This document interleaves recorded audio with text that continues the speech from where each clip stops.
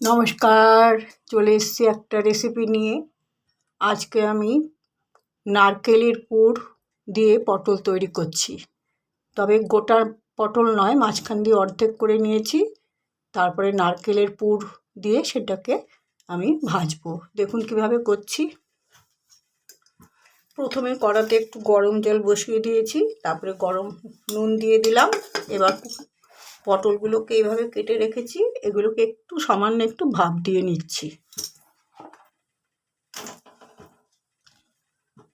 ভাপ দেওয়া হয়ে গেলে তারপরে আমি ফিরে আসছি। পটলগুলো হালকা ভাপ দেওয়া হয়ে গেছে, এবার আমি এটাকে নাবিয়ে নিচ্ছি।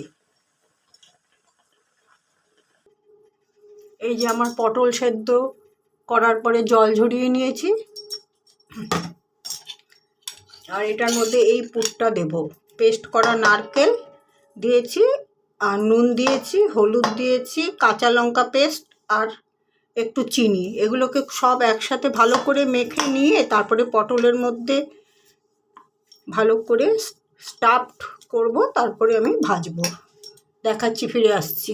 এগুলোকে ভালো করে মিশিয়ে নিয়ে আগে পটলের মধ্যে ঢুকিয়ে নিই, তারপরে আমি ফিরে আসছি। পুর ভরা পটল বা স্টাফড পটল।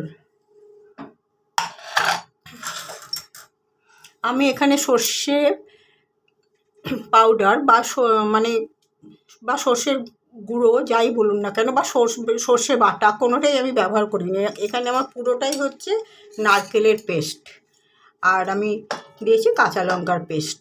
আর কিছু দেইনি, আমি সর্ষে দেইনি। আপনারা প্রয়োজনে সর্ষে ব্যবহার করতে পারেন। মিশ্রণটা আমার তৈরি করা হয়ে গেছে। এটা নারকেলের পেস্ট, কাঁচা লঙ্কার পেস্ট, নুন, হলুদ, একটু মিষ্টি, আর সবশেষে দিলাম একটু কাঁচা সর্ষের তেল। এই পুরো ব্যাপারটা একসাথে ভালো করে মিশিয়ে এবার পটল যেগুলো সেদ্ধ করেছি তার ভেতরে পুর হিসাবে ঢোকাবো। এটাকে পুর ভরা পটলও বলা যেতে পারে, আবার স্টাফড পটলও বলা যেতে পারে। তাহলে চলুন আমি এবার ভাজাটা শুরু করছি।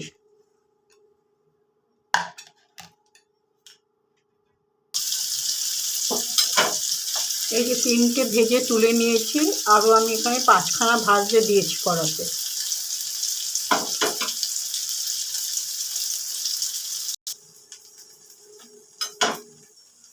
এই যে এতগুলো ভাজা হয়ে গেছে, আর বাদ বাকি কটা বাকি আছে, তারপরে কমপ্লিট হয়ে যাবে।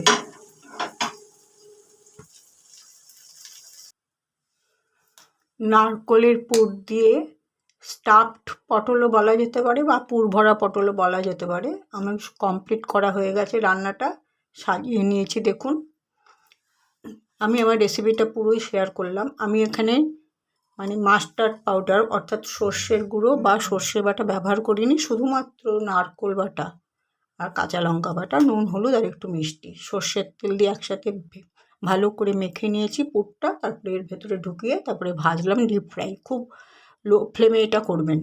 যাই হোক, আমি আমার ভিডিওটা যেখানে শেষ করলাম। আগামীকাল একটা নতুন রেসিপি নিয়ে আসবো। সবাই ভালো থাকবেন। নমস্কার।